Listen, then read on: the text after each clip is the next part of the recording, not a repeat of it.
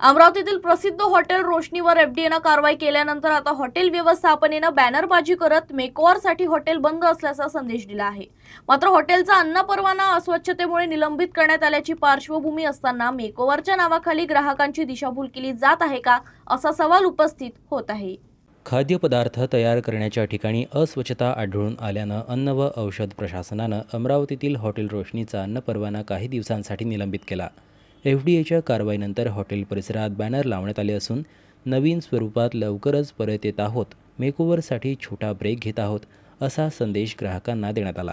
मात्र हॉटेल बंद असण्यामागे खरे कारण म्हणजे एफडीएची कारवाई असल्याचं स्पष्टपणे न सांगता मेकओव्हरचा उल्लेख करण्यात आल्यानं प्रश्न उपस्थित होत आहेत।